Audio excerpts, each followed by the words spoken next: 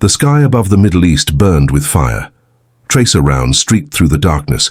Radar screens glowed red, and in the distance, the unmistakable roar of jet engines echoed like thunder over the desert. It was the 1980s, the dawn of a new age in aerial warfare. The Cold War had turned the world into a chessboard of steel and speed. Every nation wanted the deadliest bird in the sky, a fighter that could strike fast, survive anything, and dominate the heavens. When the United States unveiled the F-16 Fighting Falcon, the world scoffed. It was too light, they said, too small. Not a match for the mighty interceptors built by the Soviets or the twin-engine giants fielded by Middle Eastern powers. In hangars and briefing rooms, they called it the toy jet. But those who laughed would soon fall silent. Because when the F-16 took to the skies for real, over Lebanon, over Iraq, over the Balkans, it didn't just fly, it hunted. Agile, lethal, and invisible to its prey until it was too late. From the cockpit, American, Israeli, and NATO pilots turned the tide of modern air combat. Their opponents flew some of the most advanced jets of their era, MiG-29s, Mirages, even the feared F-15s. But time and again, the F-16 would lock on, close in, and strike with precision so swift it seemed supernatural. This is the story of the fighter jet they laughed at, the machine that rewrote the rules of the sky and humbled its rivals. This is how the Falcon became the hunter of hawks. In the aftermath of the Vietnam War, the world's skies were changing faster than ever before. The jet age had matured, and technology was advancing at a pace no one could have predicted. But for the US Air Force, the lessons from Vietnam were written in fire and loss. The mighty F-4 Phantom, once a symbol of American air superiority, had shown its limits against smaller, more agile enemies. Dogfights that should have been easy wins turned into desperate battles. Heavy, fuel-hungry, and less maneuverable than its Soviet counterparts, the Phantom had power but no grace, and in the split-second dance of aerial combat, grace was everything. Inside Pentagon briefings and design rooms, a quiet revolution began to take shape. Engineers and pilots alike agreed. The next generation of fighters could not rely on brute strength alone. It needed speed, agility, and intelligence, a craft that could turn tighter, climb faster, and see further than anything before it. It would be less about muscle and more about movement. Thus began the Lightweight Fighter program, a project that would give birth to an aircraft destined to change the balance of the skies. The team at General Dynamics took the challenge personally. They weren't designing a flying fortress, they were creating a hunter. Every line, every bolt, every circuit of what would become the F-16 Fighting Falcon was built for efficiency. Its frame was lighter than anything in its class. Its engine, a single Pratt & Whitney F-100, was a marvel, capable of pushing the aircraft faster than Mach 2, but still light enough to let it dance through the air. The goal was simple: build a jet so responsive that it became an extension of the pilot's body. To achieve that, they introduced something revolutionary: fly-by-wire controls. Gone were the heavy hydraulic cables that limited older jets. In their place, electronic sensors and computers read the pilot's slightest touch, adjusting control surfaces instantly.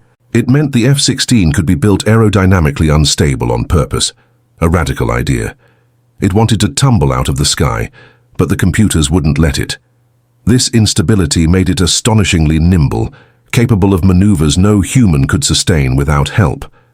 When test pilots first sat inside the cockpit, they realized this wasn't just another aircraft, it was something alive. The bubble canopy gave a 360-degree view of the world, no frame blocking vision, no bulky panels in the way. The seat was reclined to reduce G-forces, letting pilots withstand punishing turns. The controls were mounted on a side stick, not in the center, unheard of at the time, but perfectly aligned with the human body's natural movements. It wasn't a machine you operated, it was one you wore. The first test flight in 1974 was unforgettable. Phil Oostricher, the test pilot, eased the throttle forward and felt the jet surge beneath him. But as the prototype accelerated, a mechanical fault caused the aircraft to skid off the runway.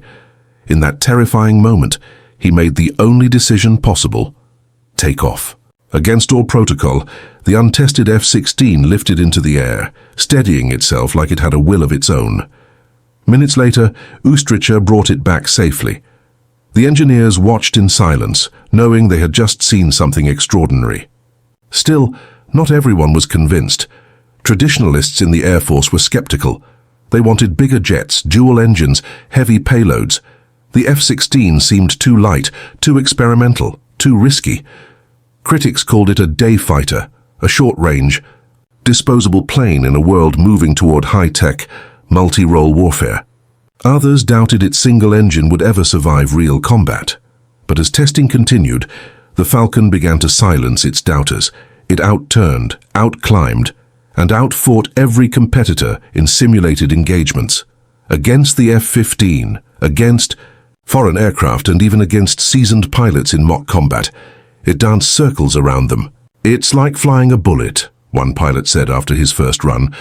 Another simply called it a dream you don't want to wake up from. Soon, other nations started paying attention. NATO partners saw in the F-16 something the rest of the world had overlooked, a perfect balance between cost, agility, and lethality. Orders came from Europe, Asia, and the Middle East. Israel, Belgium, Norway, and the Netherlands became some of the first to adopt it, tailoring the jet to their own needs. For the engineers, it was vindication. The F-16 wasn't a paper project anymore, it was a revolution in flight. Every test, every improvement brought it closer to perfection. It could dogfight at high altitude, perform ground strikes, or engage in electronic warfare. It wasn't just fast, it was adaptable. The Falcon could fit any role and win in any sky. By the late 1970s, the F-16 was ready to join the front lines. The pilots who once mocked it now fought for the chance to fly it. They trained for hours, pushing the jet to its limits, learning how it thought, how it moved, how it warned them before danger struck. And as word spread across the military world, one thing became clear. The Falcon was not to be underestimated. The fighter they had laughed at was now ready to spread its wings. What had begun as an experiment in lightness and agility was about to rewrite the meaning of air dominance. The world would soon see that true power in the sky did not roar, it screamed. The year was 1982, and the Middle East was once again on fire. Tensions between Israel and Syria had reached their breaking point, and the skies above the Bekaa Valley in Lebanon would soon become the proving ground for a new kind of warfare. The Israeli Air Force, armed with its brand new F-16 Fighting Falcons and F-15 Eagles, prepared for battle against a heavily fortified Syrian air defense network supported by the Soviet Union. On paper, it seemed impossible. The Syrians had dense radar coverage, cutting-edge missile systems, and dozens of MiG-21s and MiG-23s waiting to strike. The world watched expecting chaos, but what followed would change aerial combat forever. As the sun rose over the Bekaa Valley on June 9, 1982, the operation began. Israeli electronic warfare units jammed radar signals across southern Lebanon, confusing Syrian operators, who suddenly found their screens filled with static. Into that chaos flew formations of F-16s, sleek and silent against the morning sky. Their mission: destroy the Syrian SAM sites, neutralize the threat, and dominate the airspace. For the pilots, many barely in their 20s, it was their first true test in the most unforgiving arena of all, real combat. One of them, an Israeli pilot known only by his call sign Ziv, later recalled the moment he crossed into enemy airspace. His hands trembled slightly on the throttle, not from fear but from anticipation. "We had trained for this every day for months," he said. "But when you finally see that radar lock light up, it's not a simulation anymore. It's life or death." The Syrians were ready, launching volleys of surface-to-air missiles that streaked through the sky like white arrows. Yet the F-16s moved unlike anything they had ever seen, diving, rolling, and twisting with supernatural agility. The first SAM exploded harmlessly behind Ziv's tail. The second never even got close. Using its fly-by-wire system, the F-16 performed a brake turn so tight it nearly made the pilot black out. Then, as the missile lost lock, Ziv pulled up sharply and unleashed his counterattack, a precision-guided bomb that struck a Syrian radar site dead center. Within seconds, the sky lit up with flames. The toy fighter, as some critics had called it, had just opened the door to one of the most decisive air victories in modern history. As the battle raged on, Israeli AWACS aircraft guided the F-16s into position while F-15s guarded them from above. The coordination was flawless, and soon the Syrians scrambled their MiGs to retaliate. Dozens of Soviet-built fighters streaked into the valley, confident in their numbers and radar systems. What they didn't know was that the F-16s had already spotted them from miles away. Guided by data links and radar sweeps, the Syrians couldn't detect. The first dogfights erupted high above the mountains. An Israeli F-16 locked onto a MiG-23, fired an AM-9 Sidewinder missile, and watched as it streaked toward the target in a fiery trail. Seconds later, the MiG exploded in mid-air, its fragments raining down on the valley below. Another F-16 dove behind a MiG-21, evading its cannon fire before circling behind and firing its own shot. The engagements lasted only seconds. The F-16's superior radar, speed and turn rate gave them total dominance. By the end of the day, the numbers told the story. The Syrians had lost more than 80 aircraft, while Israel had not lost a single jet in air-to-air combat. It was an astonishing, almost unbelievable result, one that stunned intelligence analysts from Moscow to Washington. The balance of power in the skies had shifted. The F-16 had not only proven its worth, it had shattered the myth of Soviet air superiority. For the pilots who flew those missions, the victory was not about pride. It was about survival and validation. "They told us this plane was fragile," Zeev said later. "They said it couldn't go head-to-head with the MiGs. But that day we saw the truth. It could outfly anything." The F-16 had earned its reputation not through design briefs or propaganda, but through blood and precision. In the aftermath, military observers studied every detail of the battle. The F-16's agility, radar systems, and low radar cross-section had made it nearly untouchable. Its ability to carry out both strike and air superiority missions in the same sortie had turned it into a legend overnight. Countries that once doubted its power began lining up to buy it. The message was clear. This wasn't a lightweight fighter anymore. It was a weapon of the future. In the skies over Lebanon, the Falcon had found its first hunt, and it had hunted with deadly grace. The nations that once laughed at it, calling it fragile and unproven, now studied it with awe and fear. The Bekaa Valley air battle became a turning point, not just for Israel but for aviation history itself. The F-16 had proven that technology, agility, and human skill, when fused perfectly, could rewrite the laws of war. It was the day the hunter took flight. After the triumph in the Bekaa Valley, the F-16's reputation spread like wildfire across the globe. Nations that had once been skeptical suddenly wanted it in their fleets, and the jet that many had mocked as too light became the most sought-after fighter in the Western world. But for the engineers and pilots behind it, the work was far from over. Combat had proven the F-16's potential. Now it was time to test its endurance, adaptability, and true resilience under the harshest possible conditions. In the mid-1980s, the Cold War was at its peak. Every sky, every border, and every radar signal could mean confrontation. The F-16 was being integrated into NATO forces across Europe, and each air force wanted to mold it for their own unique missions. In the frigid airbases of Norway, it had to withstand sub-zero temperatures and icy runways. In the blazing deserts of the Middle East, it had to endure heat so intense that cockpit electronics risked melting. And in all these environments, it had to perform flawlessly. For many pilots, the transition from older, heavier aircraft to the F-16 was like stepping into the future. The moment they closed the canopy, they felt a sense of command and awareness they had never known before. The visibility was perfect. The controls responded faster than thought. "It didn't feel like flying," recalled a Dutch pilot named Johan Meyer. "It felt like you were thinking, and the aircraft was doing it before you even finished the thought." Training exercises across NATO bases soon revealed something extraordinary. The F-16 could not only keep up with larger, twin-engine fighters, it could consistently outperform them. Its acceleration was blistering, its turns so sharp that even seasoned pilots struggled to stay conscious under the crushing G-forces. During dogfight simulations, it became the ultimate predator, slipping behind opponents before they even realized they'd been targeted. But agility was only one side of its strength. The F-16's versatility became its true superpower. It could switch from air-to-air combat to ground attack missions without returning to base. It could carry laser-guided bombs, air-to-ground missiles, or reconnaissance pods depending on the mission. Whether it was intercepting Soviet bombers over the North Sea or striking hardened targets in the desert, the F-16 adapted with ease.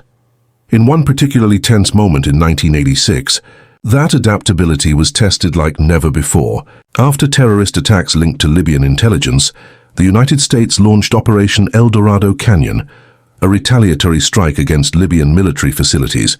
Among the aircraft selected for the mission were the F-16s, tasked with suppressing enemy defenses and escorting bombers into hostile airspace. The mission required extreme precision. The jets had to fly low, undetected, and strike with accuracy to avoid civilian casualties. As the F-16s roared off the carriers and bases, they entered a deadly network of Libyan radar and missile sites. The pilots flew in radio silence, skimming the waves at high speed, trusting their radar warning receivers to keep them alive.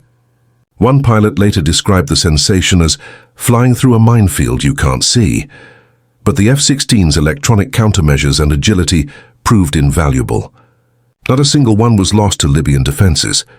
When the bombs hit their targets, command centers, airfields, and radar installations, the world took notice once again. This was no longer the budget fighter the skeptics had derided. The F-16 had become the very definition of multi-role dominance. It could deliver a strike 1 hour, defend the skies the next, and return home ready to do it all again. For smaller nations especially, it was a godsend, affordable, powerful, and adaptable enough to replace entire fleets of specialized aircraft. Meanwhile, at training ranges like Red Flag in Nevada, American and Allied pilots pushed the F-16 to its limits in mock combat. Simulated battles with aggressor squadrons showed that even against newer Soviet aircraft like the MiG-29, the Falcon held its own. Pilots developed new tactics around it, emphasizing speed, stealth, and situational awareness over brute force. It became not just a weapon, but a teacher, shaping the next generation of fighter doctrine. Yet beneath the success was a quiet awareness among the engineers. No aircraft, no matter how advanced, was invincible. They continued refining it, adding better radar, more advanced missiles, and improved avionics. Variants like the F-16C and F-16D were born, each version smarter and deadlier than the last. The cockpit evolved into a digital control hub, with multifunction displays and night vision capabilities. By the end of the decade, the F-16 wasn't just a fighter, it was a complete war system. Still, even as pilots praised its grace and engineers celebrated its brilliance, there were whispers of unease. Technology was evolving, and adversaries were learning. The Soviet Union had new aircraft, the MiG-29 Fulcrum and the Su-27 Flanker, that boasted superior thrust and range. In the eyes of the world, the contest for air supremacy was far from over. But those who flew the F-16 didn't fear the future. They understood something others didn't. True dominance wasn't about hardware alone. It was about the connection between man and machine. And in that bond, the F-16 reigned supreme. It wasn't just a tool of war. It was a living, breathing extension of the pilot's will. By the close of the 1980s, one thing was certain. The world had entered a new era of air combat, and the Falcon was leading the way. The 1990s brought a new kind of war, one that would test not just technology, but endurance, strategy, and the will to adapt. The Cold War had ended, but the skies were far from peaceful. The world was fracturing in new ways, and nowhere was that more evident than in the Balkans. As Yugoslavia descended into chaos, ethnic conflict and brutal campaigns left cities in ruins. It was a battlefield where old tensions met new technology, and the F-16 was about to face its most politically and militarily complex challenge yet, the air war over Serbia. By 1999, the United States and NATO had decided to intervene in the Kosovo crisis through Operation Allied Force. It was a campaign fought entirely from the air, aimed at stopping Serbian aggression and forcing President Slobodan Milosevic to withdraw his forces. On paper, NATO's power was overwhelming. The alliance fielded hundreds of aircraft, from stealth bombers to precision strike fighters. But the Serbs were not about to surrender easily. They had inherited an intricate web of Soviet-designed radar and missile systems, and they knew how to use them.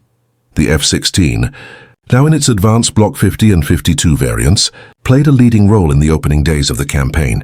Its mission was to suppress and destroy enemy air defenses, a deadly job known as SEAD, suppression of enemy air defenses.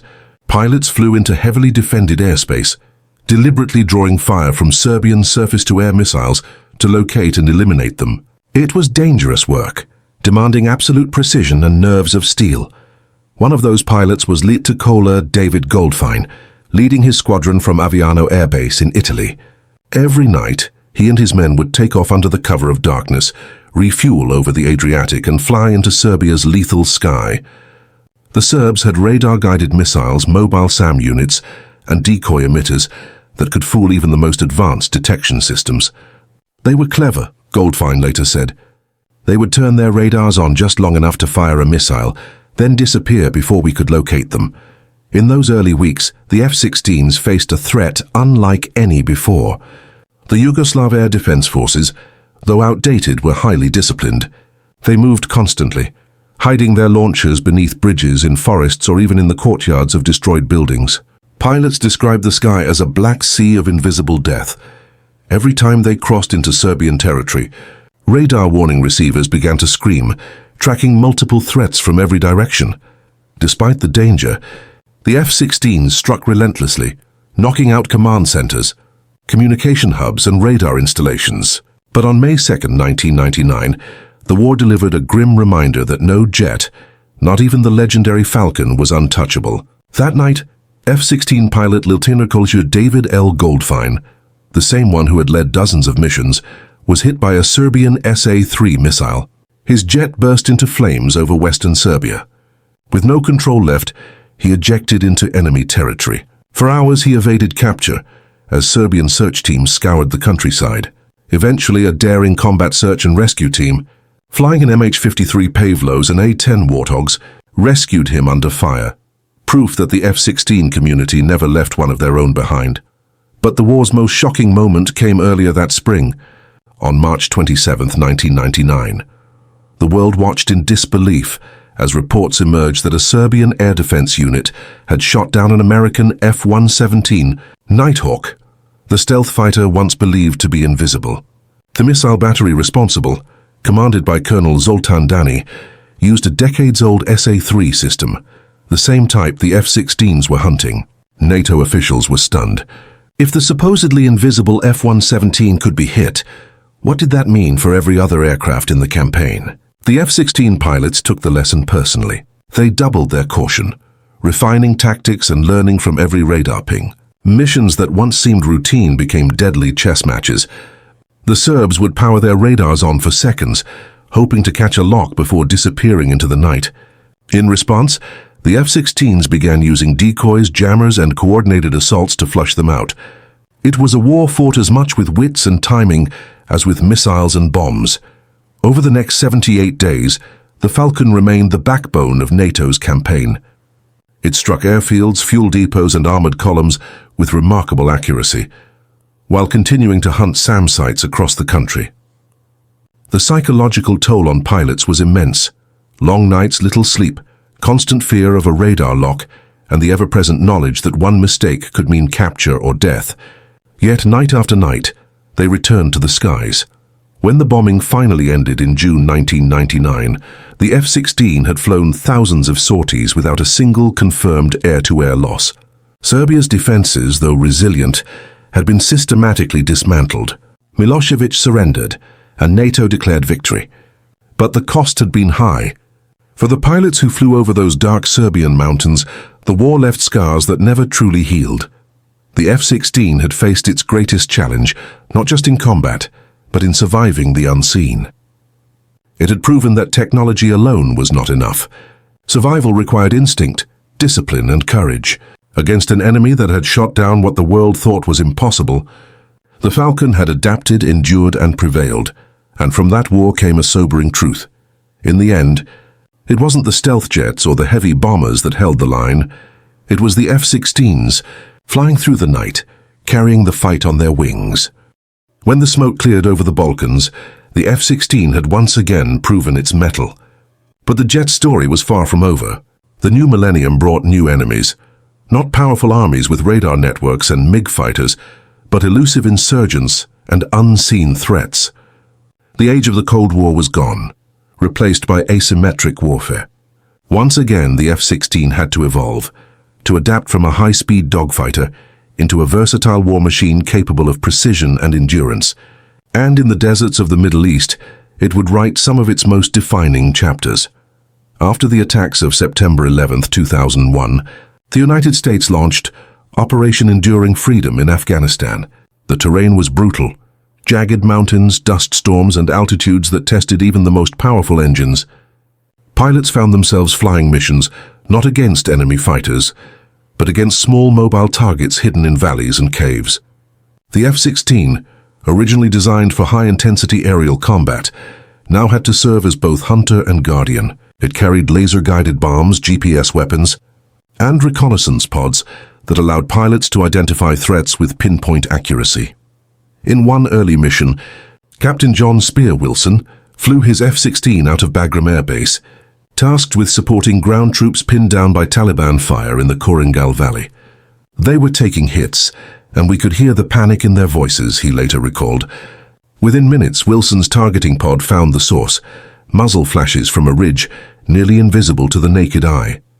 The F-16 rolled inverted, descended low through the mountain air, and released a precision-guided J-dam. Seconds later, the valley erupted in fire. The ambush stopped, the soldiers survived. And the Falcon had done what it was never designed for, close air support in the harshest conditions imaginable. This became the new face of the F-16, a guardian angel above the battlefield. Pilots spent hours circling over convoys, villages, and patrol routes, ready to strike at a moment's notice. They learned to read the terrain like a second language, identifying threats through movement, heat signatures, and radio chatter. The old dogfighter had become an ever-watchful eye, one that could deliver surgical precision from miles above. But as the war on terror expanded, so did the Falcon's reach. In 2003, it was called upon once again, this time in Operation Iraqi Freedom. The skies over Baghdad were thick with anti-aircraft fire and smoke from burning oil fields.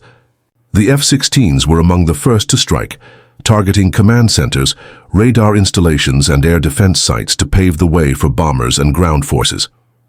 They flew night after night, often refueling mid-air over enemy territory. Their pilots running on caffeine and adrenaline. The Iraq War showcased another evolution. The digital revolution of the F-16 advanced, targeting pods like the Lantean, and later, Sniper XR allowed pilots to see through clouds, smoke, and darkness with astonishing clarity. The aircraft's avionics suite was upgraded to integrate with satellite-guided munitions and battlefield networks, turning it into a flying command post. With each mission, it became less a fighter and more an instrument of precision warfare. One of the most famous F-16 missions of the war came during the early months of the campaign. A group of American Special Forces was ambushed deep inside Iraqi territory. Cut off and outnumbered, they called for air support. 2 F-16s responded, racing through hostile skies. Using only infrared vision and voice directions from the ground, they identified enemy positions just yards from friendly troops. The pilots dropped 2 500-pound bombs with unerring accuracy, silencing the ambush. The Special Forces team later said, "We were dead men until we heard the roar of those engines." Throughout the 2000s, the F-16 continued to fight in Iraq, Afghanistan and beyond, in Libya, Syria, and even the Baltics. It became the most combat-tested aircraft in the world, flown by more than 25 nations. Each country added its own improvements. Israeli Falcons with electronic warfare pods, Turkish F-16s with locally developed missiles, and Polish and Norwegian jets upgraded for NATO operations. Wherever it flew, the Falcon earned the same respect: reliability, adaptability, and raw power. By the late 2010s, new threats were emerging: drones, cyber warfare, and fifth-generation stealth fighters. Many believed the F-16's era was ending, that it would fade into history as the F-35 Lightning II took center stage. But the Falcon refused to die. The US Air Force began upgrading its fleet to the F-16V, or Viper standard, with advanced radar, digital flight systems, and compatibility with modern weapons. It wasn't retirement, it was rebirth. Even after 4 decades of service, the F-16 remained in production, still flying missions over Iraq and Syria against ISIS. It was no longer just a symbol of American air power, it was a global workhorse. Pilots from Belgium to Bahrain, from Greece to Indonesia, trained in its cockpit, trusting it with their lives. The jet had evolved beyond any one war, any one generation. For those who flew it, the F-16 represented something more than a machine. "It teaches you respect," said one veteran pilot. "You realize that every screw, every line of code, every control response, it's all built from decades of lessons learned in blood." From the deserts of Iraq to the mountains of Afghanistan, the Falcon had not only survived the changing nature of war, it had defined it. Agile, lethal, and eternal, it proved that true legends don't fade away. They adapt, evolve, and keep flying. By the time the 2020s arrived, the F-16 was no longer a new jet. It was a legend. But unlike most legends, it hadn't faded into history. Instead, it had transformed into something timeless, bridging generations of warfare and technology. 40 years after its first flight, the same aircraft that had once been doubted and dismissed was still defending skies, striking targets, and outmaneuvering enemies across the globe. Its design, born from Cold War necessity, had proven so adaptable that even in the age of stealth fighters and drones, nations continued to upgrade and rely on it. The fighter that was once called too light to survive had outlived almost every one of its critics. What made the F-16 endure was not just its engineering, but its spirit, a perfect balance of speed, agility, and reliability. As new threats emerged, it kept evolving. The latest version, the F-16V Viper, introduced cutting-edge avionics, a new ESA radar, and advanced data link systems that allowed it to operate seamlessly alongside fifth-generation jets like the F-35. It could share targeting data in real time, track multiple enemies at once, and strike with weapons far beyond visual range. In the hands of a skilled pilot, the Viper could still dominate the skies. In modern conflicts, its legacy continued to grow. The F-16 became a centerpiece of deterrence in Eastern Europe, where tensions with Russia reached levels unseen since the Cold War. NATO pilots from Poland, Norway, and Romania flew constant patrols along the alliance's eastern borders, intercepting Russian aircraft testing airspace defenses. The Falcon's radar screens lit up with contacts over the Baltic almost daily. "Every time we launch," said a Polish pilot, "it feels like stepping into history. The same machine our fathers flew, but reborn for our time." Meanwhile, in the Middle East and South Asia, the F-16 remained a symbol of national pride and vigilance. The Pakistan Air Force, which had operated the aircraft for decades, relied on it as a backbone of defense. In 2019, Pakistani F-16s were involved in one of the most closely watched air engagements of the modern era, intercepting Indian aircraft in a high-stakes standoff. The encounter reminded the world that even in the era of stealth fighters and unmanned drones, dogfights were not relics of the past. They were still very real. In other parts of the world, the Falcon continued to prove its worth in missions that required surgical precision. Against terrorist networks in Syria and Iraq, F-16s carried out strikes with unmatched accuracy, often using laser-guided bombs that hit within a meter of their targets. Pilots flew from bases thousands of miles away, guided by real-time satellite data and reconnaissance drones.